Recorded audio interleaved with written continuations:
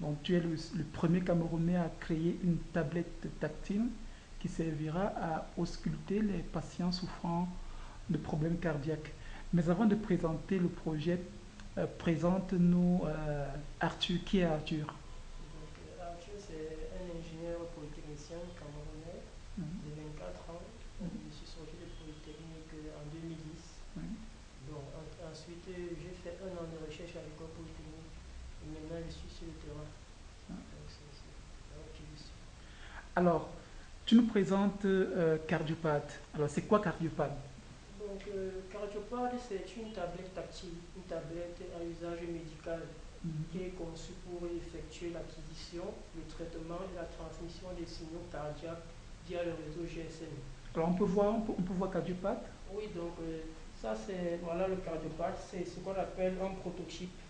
Ça c'est le prototype du cardiopathe, c'est-à-dire l'exemplaire expérimental, le premier Mhm. exemplaire sur lequel on se base pour pouvoir dégager le schéma conceptuel des exemplaires finaux. Ok, ok. Donc, donc il faut savoir que le cardiopathe vient en réalité pour pallier à un problème très important. Mhm. Il faut savoir qu'au Cameroun, on a moins de 30 cardiologues pour plus de 20 millions d'habitants. Ouais. Et ces cardiologues travaillent uniquement, en général, en majorité, dans les villes de Yaoundé et de Douala. Parce que généralement, c'est aussi les professeurs qui doivent enseigner dans les facultés de médecine, donc ils sont obligés souvent de rester en ville. Tout à fait. Ils sont même difficiles à rencontrer. Si certains voient aussi beaucoup. Mhm. Donc, généralement, quand on prescrit les examens cardiaques à un patient qui soit garois ou bien dans une périphérie, dans une banlieue de Yaoundé, et qui doit faire ce qui doit venir en ville, faire ses examens cardiaques, Mhm. attendre l'interprétation du cardiologue afin de remonter ensuite dans l'hôpital où on lui a prescrit ses examens. Donc ça peut être à Garoua, il va falloir faire un aller-retour entre Yaoundé et Garoua. Et ça, c'est très pénible. Donc le cardiopathe, ça sera donc un appareil, bien que ça soit une Mhm. tablette avec une version PC et une version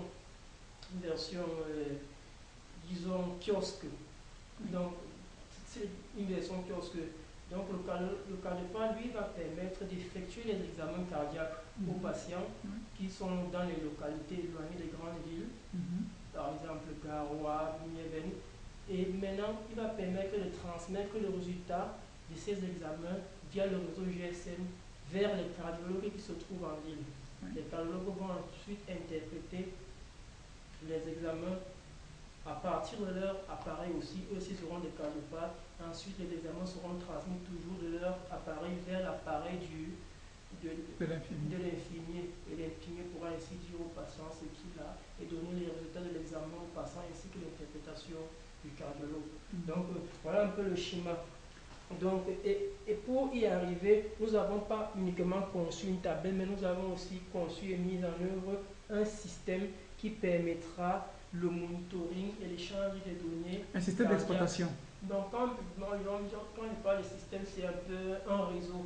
Ok. C'est-à-dire un ensemble de composants qui sera composé en fait des différents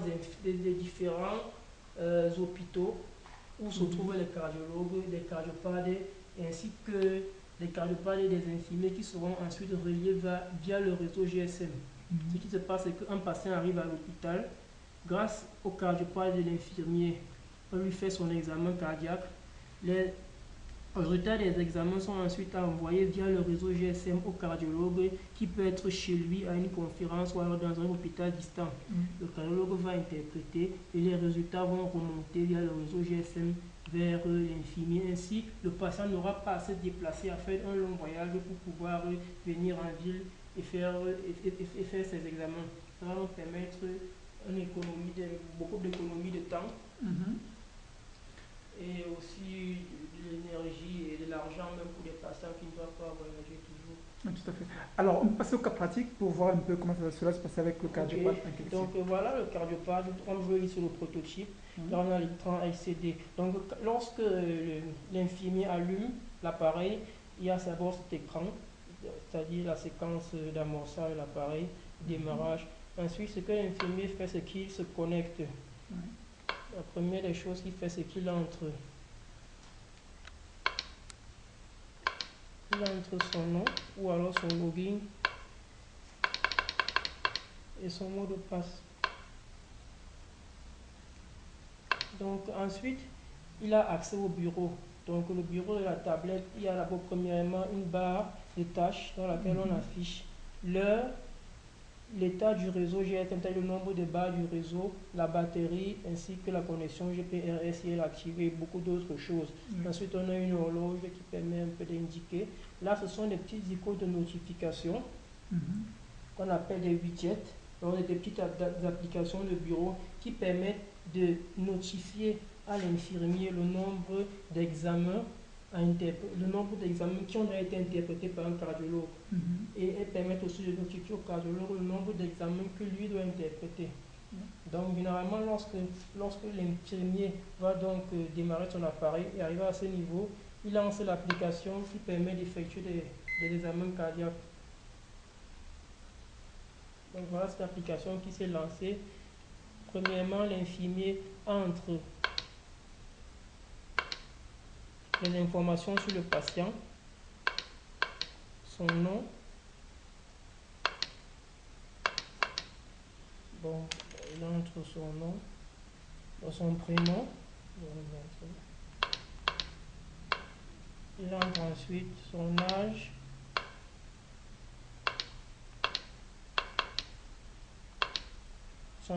puis son sexe.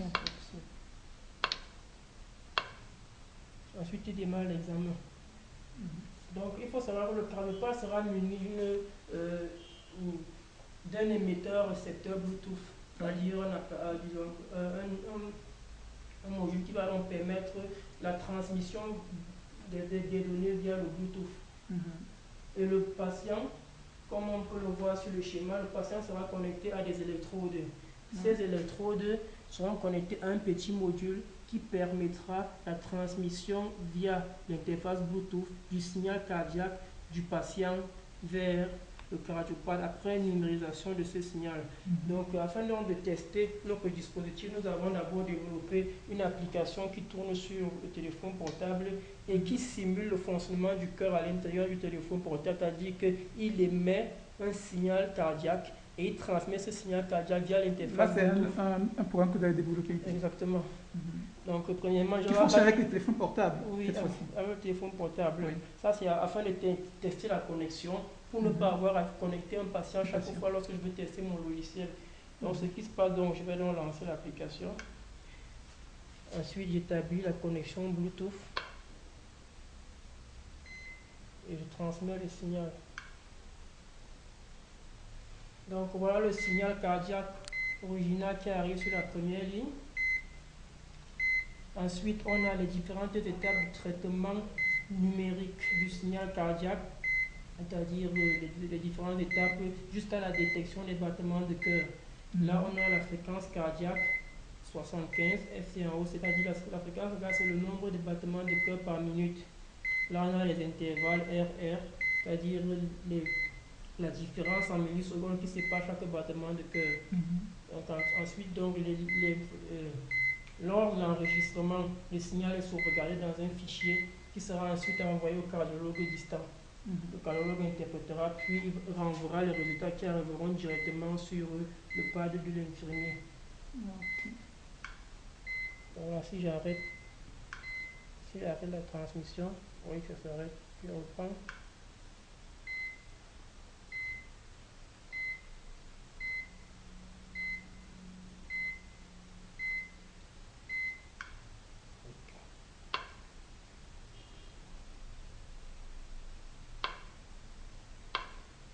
Donc, généralement, lorsque l'infirmier finit, passe maintenant à l'étape de transmission du signal. Donc, pour la transmission du signal, il faudrait déjà un serveur connecté au GPRS. Bon, je n'ai pas mis sur pied toutes ces conditions, mais vous pouvez le voir dans la première vidéo de démonstration. Alors, il faut le rappeler, le cardiopathe, c'est un appareil que tu as conçu ici au Cameroun. Et actuellement, qu'est-ce qui manque pour que le cardiopathe soit effectivement fonctionnel? Donc, le cardiopathe, il faut d'abord savoir que c'est un projet que nous avons démarré en 2010, relativement à la compétition organisée par Microsoft, la compétition Imagine Corp, dans la catégorie des systèmes embarqués. C'est-à-dire, en fait la conception des appareils électroniques et informatiques autonomes. Donc nous avons été qualifiés pour le demi-finale. Donc, et c'est donc dans le cadre de cette compétition que nous avons conçu et développé cet appareil. Donc, On rappelle que actuellement, Imagine Cup, c'est une compétition qui regroupe tous les pays du monde, oui, parmi lesquels le Japon, la Corée, les pays reconnus. Et tu as été sélectionné pour représenter le le Cameroun, en fait, Cameroun. nous étions sélectionnés pour, disons, représenter la sous-région parce que nous étions les seuls en Afrique centrale et en Afrique de l'Est à être qualifiés pour les demi-finales. Mhm. Donc, bon, pour les raisons que nous ignorons toujours, on n'a pas pu traverser cette étape, mais ça ne nous a pas découragé, on a continué le projet. Tout à fait. Donc, là, sur le plan de la conception, Oui. le protocole est terminé. Nous Mhm. avons déjà traversé l'étape de prototypage, Oui. c'est-à-dire que grâce à ce prototype, nous avons pu ressortir le schéma électronique et le schéma conceptuel, que ce soit sur le plan électronique, que ce soit sur le plan du logiciel final. Oui. Donc actuellement, nous avons aussi déjà pris contact avec des gens qui peuvent nous fabriquer, disons, des modules adaptés à notre schéma conceptuel. Mhm. Et actuellement, on a juste besoin de financement pour pouvoir lancer la production à grande échelle et ainsi déployer le projet sur le terrain. Alors, tu as également rencontré plusieurs entreprises camerounaises pour pouvoir accompagner financièrement le projet. Raconte-nous comment cela s'est passé. Bon, pour pouvoir financer, on a surtout essayé de regarder, disons, des organismes de financement, Mhm. soumettre le projet à gauche et à droite, des organismes, des sociétés multinationales. Bon, jusqu'ici, aucune personne ne nous a encore répondu positivement. Mhm.